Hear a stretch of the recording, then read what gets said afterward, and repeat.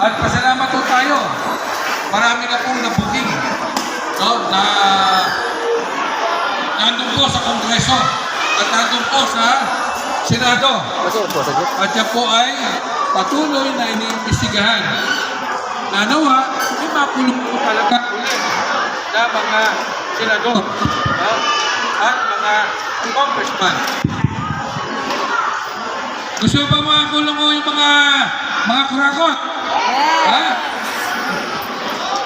At pasalamat po tayo na booking po yan ng ating Pangulo, Ferdinand Bongbong Marcos.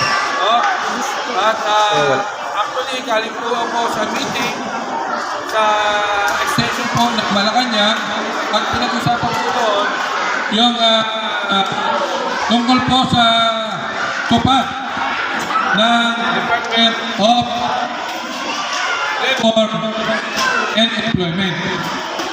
So, ang pinagkakatiwalaan po namin dito na mga kasiwa sa tupad ay walang iba kundi po ang Pangulo ng Balikatan Lemery Chapter. Walang iba kundi si Edward Recalde Omali. Dito nga ba?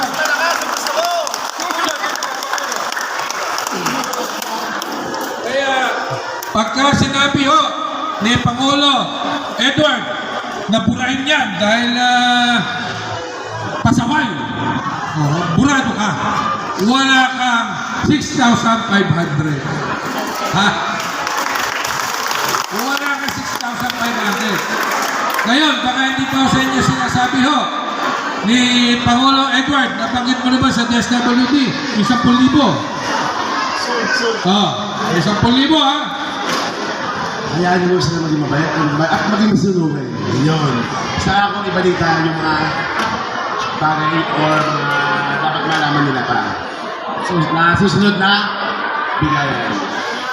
Yan naman po, yung 10,000, cash gift po yan. Cash gift.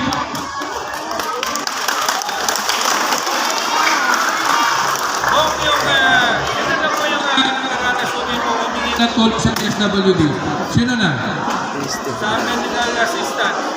Kaya yung pinasal na sino nakaranas na. Wala pa.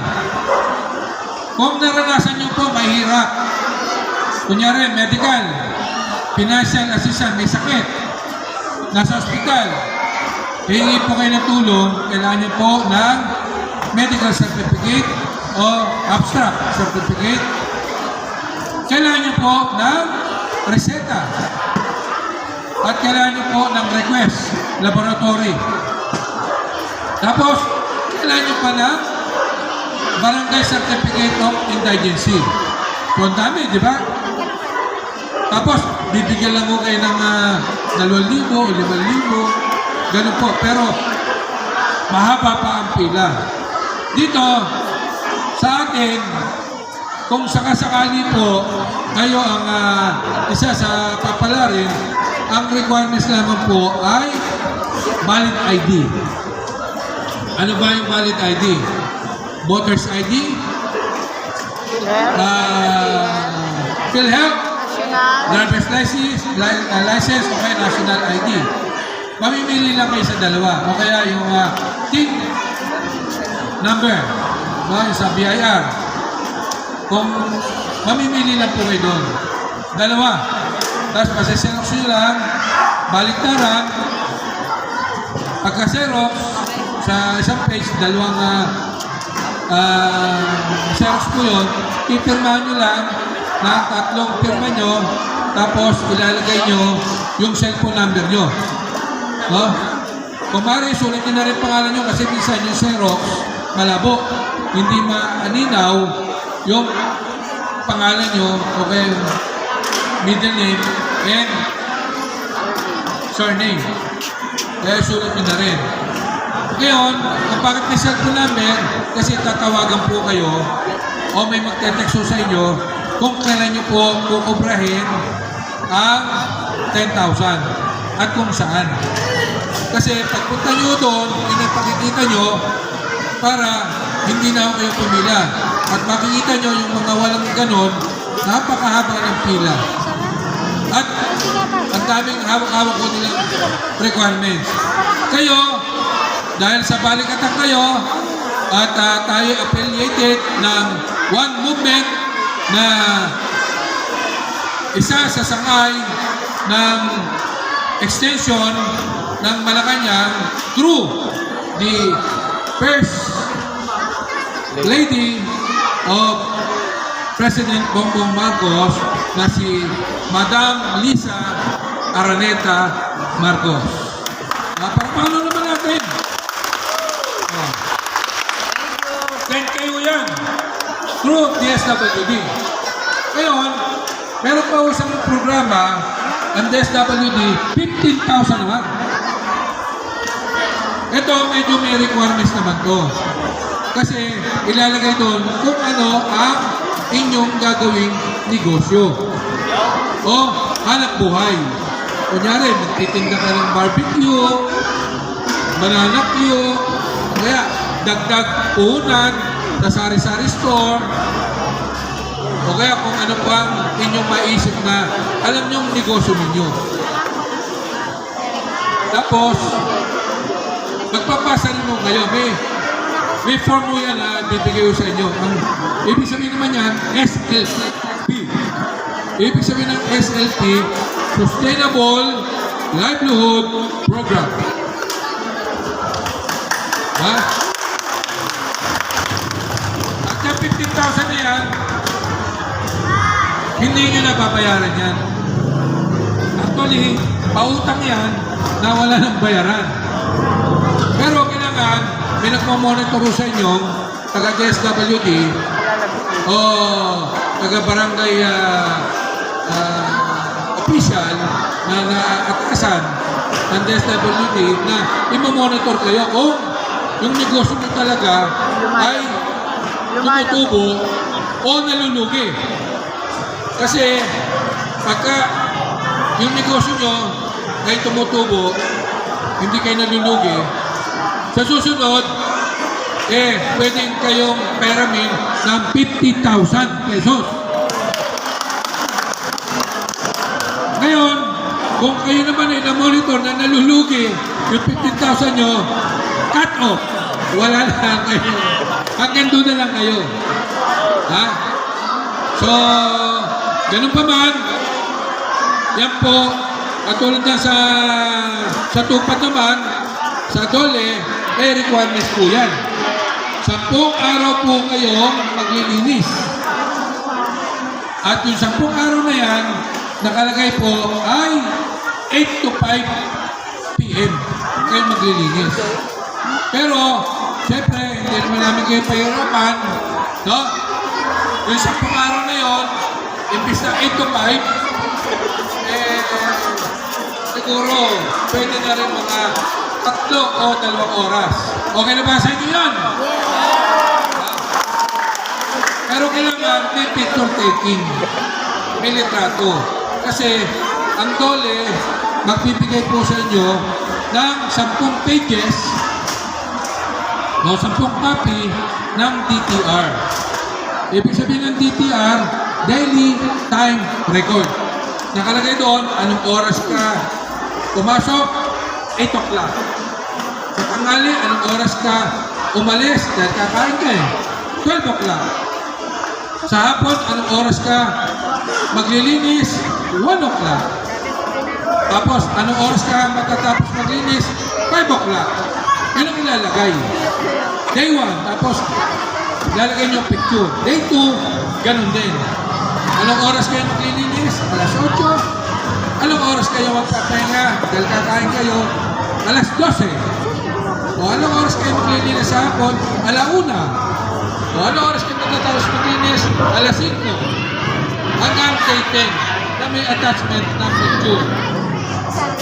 Pagka natapos nyo na yun, ibibigay nyo Pangulo Edward, then ipapasa na po yan sa Dole Regional Office and Provincial Office ng Dole. Tapos ipaprocess po yan. Pag-process niyan, pagka kwarta na, meron na sa inyo magte-text na kung saan nyo po kukunin yung kwarta. Ha? Yan po ay mostly sa Palawan. Layo. Kaya kung ano na pag-usapan nyo ni Pangulong Edward na para sa inyo, tapos meron naman kayong gagawing, siyempre may mga activity rin kayo. May dapat kayong obligasyon dito sa samahan. Gawin po ninyo kung ano po yung inyong obligasyon. Kayo po ba ay member na ng Balikatan lahat? Member na ba kayo? Ha? Member na? Hindi po. Ha? Tumayo ang mga member na.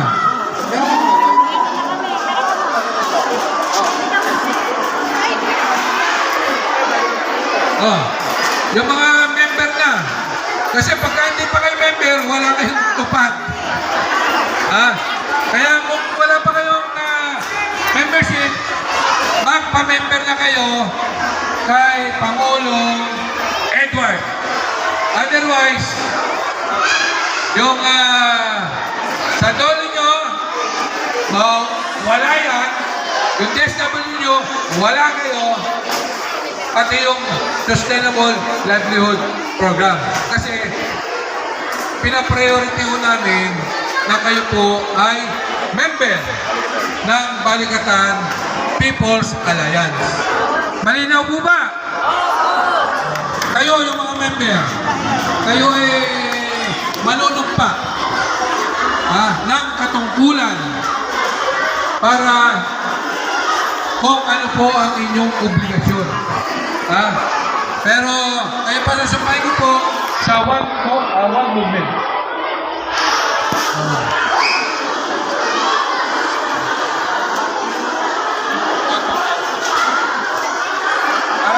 Repeat after me. Ibig sabihin, kung ano sasabihin ko ay inyong ulitin.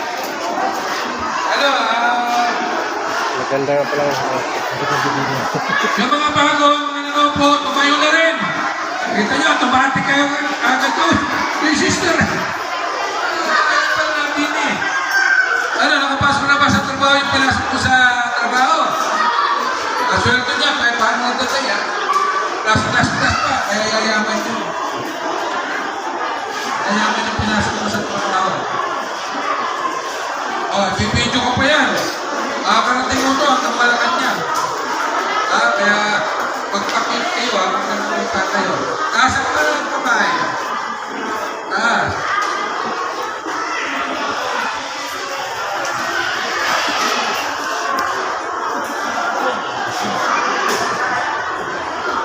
Video. Pagka video ko ako, bibidyo ko na sila. Ito ay panunumpa o out of alliance. Panunumpa, no? One hope, one nation, one vision, movement incorporated. Ibig sabihin, isang pag-asa, isang bayan, at isang adikain. Kailan, isa ng adikain na. So, pag sinabi ko, ay, pangalan nyo, sabihin nyo.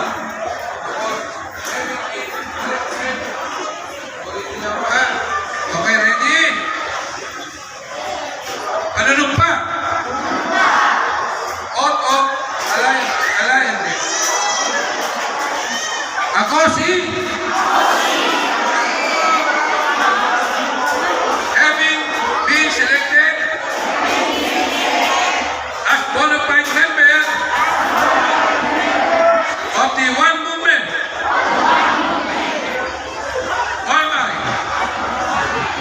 Do hereby solemnly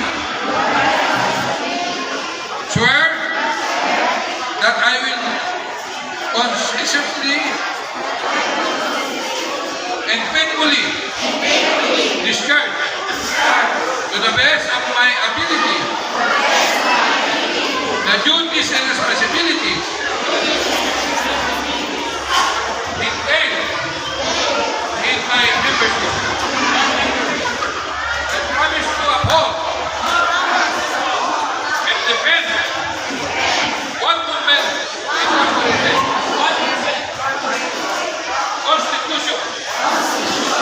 and bylaws. I promise to always bear true faith and alliances to the same, to obey and enforce the omni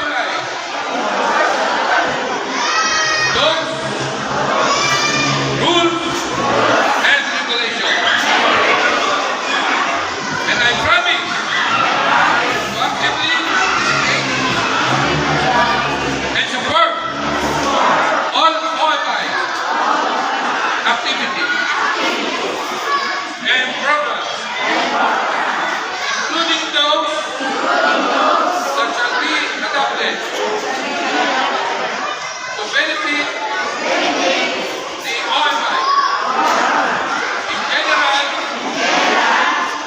in the members, in particular, and I promise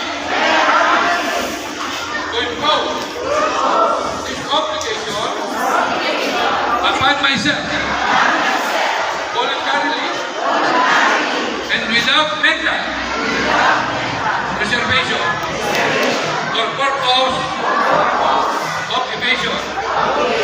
So help me God. Mabuhay ang reverie! Mabuhay ang One Movement! Mabuhay ang Balikatan!